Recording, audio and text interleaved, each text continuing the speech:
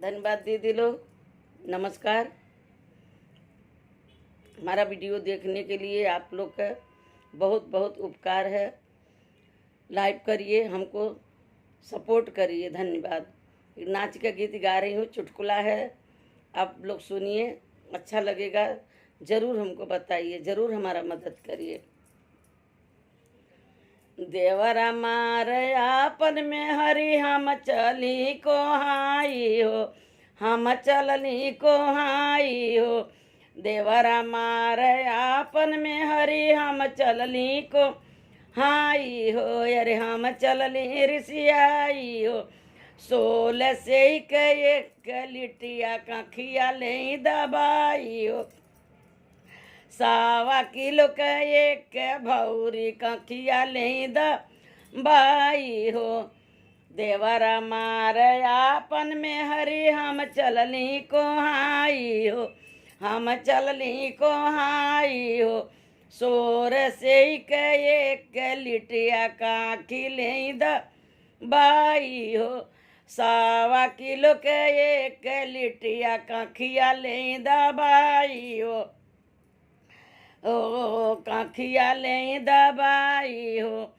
राहिया में जात रहली भैया मोर भेटाइल, अरे भैया मोर भेटाइल। गोड़वा धाई के भेटे लगली, लिटिया गल डिमलाई हो। टंगरी धाई के भेटे लगली, लिटिया गल डिमलाई हो। राहिया में जात रहली भैया मोर भेटाइल हो, भैया मोर भेटाइल हो। टंगरी धाई के रोवे लगली, लिटिया गल ढिमलाई हो।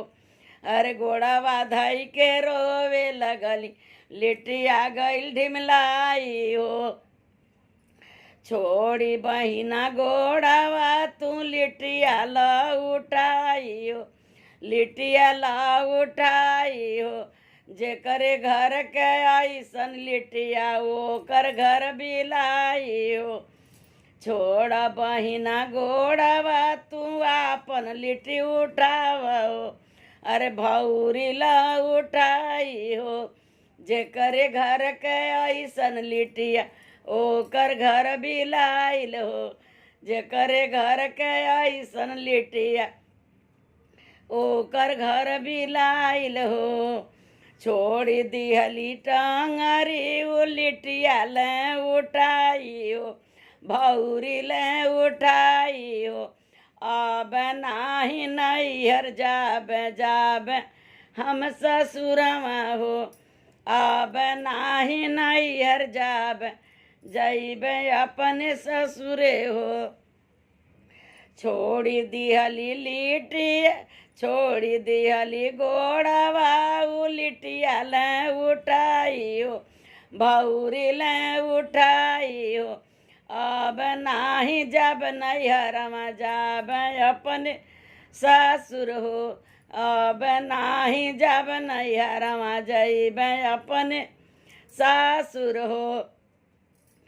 सासु ससुर के सेवा करबे, सासु ससुर के सेवा करबे, ननदी से बड़ाई हो, ननदी से मिलियाई हो। अरे अब सासु ससुर के सेवा करबे, लिटिया सुबह खाइबो, लिटिया सुबह खाइबो।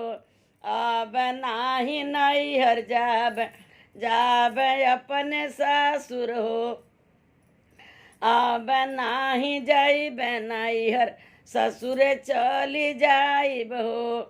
सासु ससुर के बतिया मनबे, अब नाही ऋषियाइब हो, अब नाही ऋषियाइब हो। अरे अब ना ऋषियाइब हो। नदी से प्यार करब, लिटिया सुबह खाइबो। ओ जेठनी से हंसी के बोलब, लिटिया सुबह खाइबो। देवरा मार आपन में हरि हम चलली ऋषियाई हो।